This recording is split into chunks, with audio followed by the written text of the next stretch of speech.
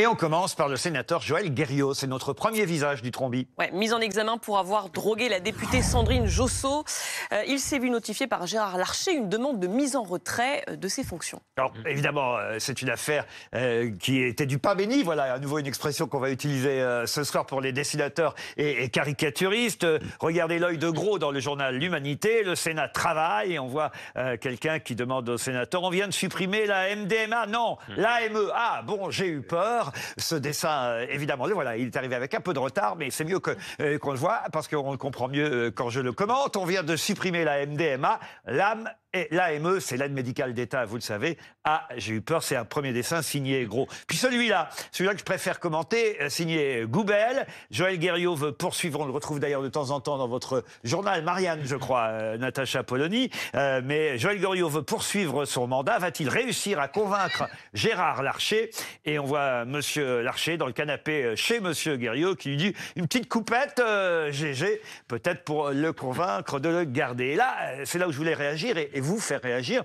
Je trouve quand même incroyable que ce ministre, enfin pas ce ministre, pardon, ce sénateur s'accroche, qu'il ne veuille pas démissionner. Mais moi aussi, on ne peut pas demander de condamner immédiatement des jeunes. Bon, ça c'est un meurtre évidemment, mais même pour des actes moins importants. Et là, avoir un sénateur, c'est-à-dire on attend quoi des hommes politiques? On attend l'exemplarité. Donc là, c'est impossible, mais qu'il démissionne. Moi, je trouve ça inadmissible qu'il reste à son poste. Pareil, Natacha? Évidemment. Enfin, je veux dire, n'importe qui de sensé se dit que, quelles que soient les circonstances, et là encore, l'avocat et les discours qui ont été prononcés sont sur le chat. Ouais. L'histoire du chat nous fait encore rire. Exactement. Mais pour autant, il est prouvé visiblement que ce sénateur avait de la drogue chez lui. Et dans le corps. Il démissionne. Point barre. Au-delà de la morale, de la consommation de drogue, etc. Mais simplement. C'est illégal. Mais au-delà de ça, il est payé pour un travail qu'il ne peut pas faire. Aujourd'hui, il ne peut pas faire son travail de législateur. Ce n'est pas possible.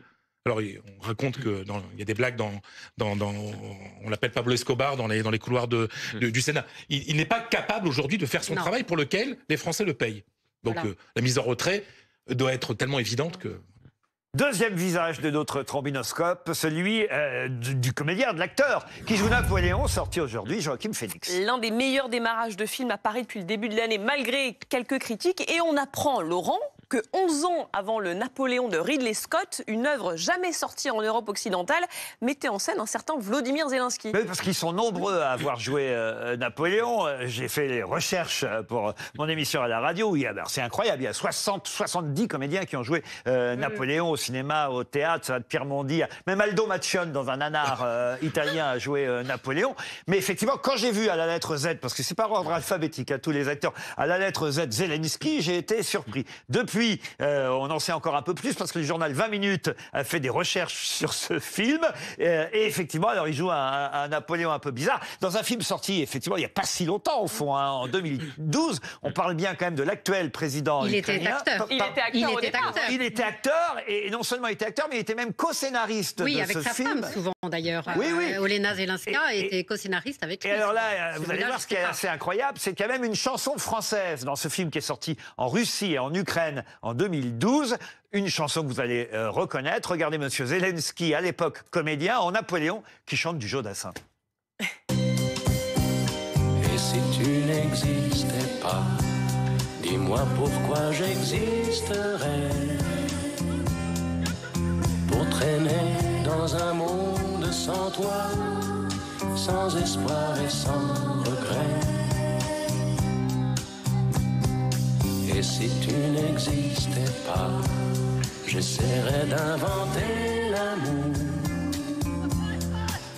Comme un peintre qui voit sous ses doigts naître les couleurs du jour. C'est assez incroyable quand même. C'est surréaliste. Ça nous fait une petite note d'humour dans cette actualité, c'est pas mal. Quand on voit en créer aujourd'hui, on voit quand même un grand écart. Je pense que ça suffit, on n'est pas obligé de regarder tout le film. Même s'il y a Jean-Claude Van Damme aussi, c'est de vous dire si c'est quand même... C'est prometteur, ça fait envie là. Vous voulez voir là? Je crois qu'on a la photo de Jean-Claude Van Damme. Donc voilà, Jean-Claude Van Damme, lui aussi est dans le film. On le voit 1 minute 30, mais voilà. Bon, on a une pensée évidemment pour ce qui se passe encore aujourd'hui, parce que c'est vrai qu'on a tendance parfois à oublier les l'Ukraine. Mais c'est quand même amusant d'imaginer que ce président qui aujourd'hui semble quand même très courageux face à Vladimir Poutine était à l'époque dans ce genre de film. Et oui, je voulais juste te dire pour Zelensky, le peuple ukrainien, j'espère qu'il finira pas comme Napoléon. Voilà tout ce que je veux dire aujourd'hui. Évidemment. C'est ce qu'on lui souhaite vraiment. Parce que c'est vrai que vous le dites, on oublie beaucoup l'Ukraine. Parce que c'est normal, il y a le conflit. C'est un pays qui est en train de vivre ce que la France a vécu entre 14 et 18, c'est-à-dire une génération entière massacrée. Tout à fait. L'ampleur est effarante. Vous y ajoutez quelque chose, Valérie? Non, mais oui, la même chose que Natacha, évidemment. Moi, j'ai sur ma porte une affiche d'incitation au don pour l'Ukraine que je laisse sur ma porte. Mais bon, tout le monde ne la voit pas. Et c'est vrai qu'on oublie ce qui se passe là-bas. Et on va rentrer dans l'hiver. C'est ce que veulent les Russes, en fait. On passe à un dernier visage dans notre trombinoscope. Rapidement, c'est Bernard Tapie. Ça va peut-être vous paraître étonnant, mais Julie, vous avez l'information. Qu'est-ce qui se passe pour Bernard Tapie? Une idée, si vous projetez d'installer une crèche de Noël chez vous. Il existe maintenant un santon provençal à l'effigie de Bernard Tapie. C'est ça. Voilà. C'est-à-dire que chaque année, je crois qu'ils avaient fait le professeur Raoult, c'est vous dire, l'année dernière à Marseille.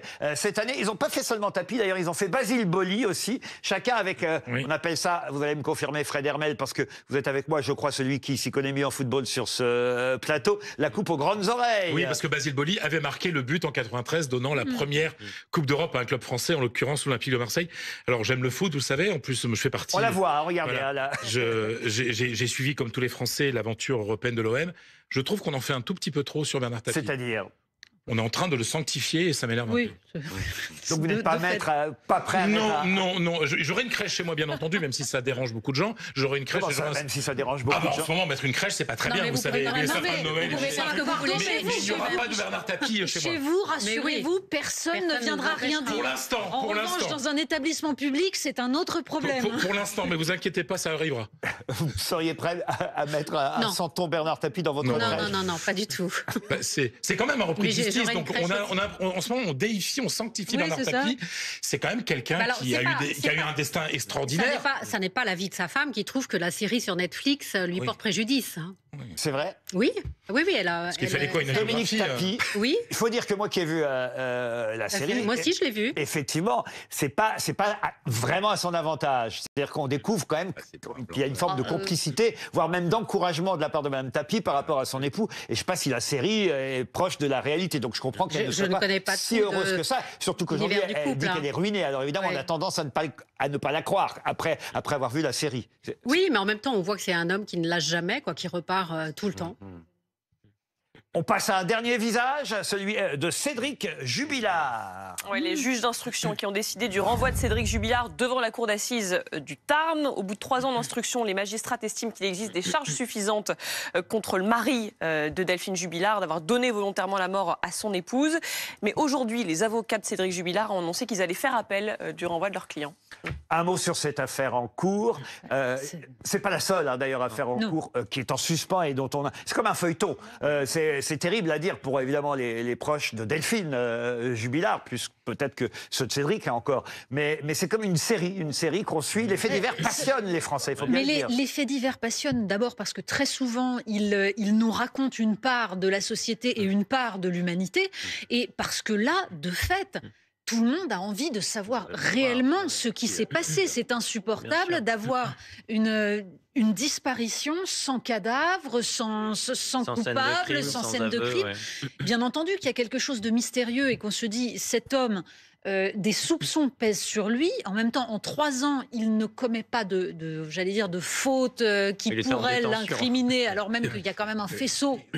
Il se vante, semble-t-il, d'avoir fait le crime parfait. Donc, le personnage en lui-même est très étonnant. Mais alors, ce qui passionne les gens aussi, c'est parce que ces gens d'affaires, c'est Monsieur Tout le Monde. C'est Monsieur Tout le Monde. Oui, bien sûr. C'est un papa, une maman, voilà. Enfin, pas Monsieur Tout le Monde.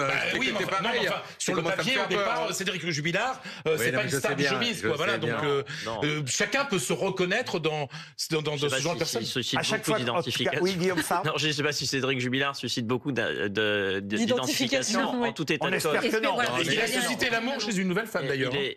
Comme beaucoup de criminels, d'ailleurs. Effectivement, alors, criminel, moi je ne m'avancerai pas jusque-là, parce qu'il est présumé innocent de tous les faits qui lui sont reprochés, et que pour l'heure, il n'y a pas de corps, il n'y a pas de scène de crime, il n'y a pas d'aveu. Donc c'est à la justice, et singulièrement à l'accusation, de prouver qu'il a fait quelque chose, et lui, jusqu'à preuve du contraire, il est présumé innocent de tout. Mais je parle dans l'histoire des criminels confirmés, reconnus, ont suscité l'amour de beaucoup de femmes et reçoivent évidemment en prison. Il y a des femmes qui écrivent à Salah Abdeslam, oui, Voilà. de multiples femmes qui écrivent à Salah Abdeslam.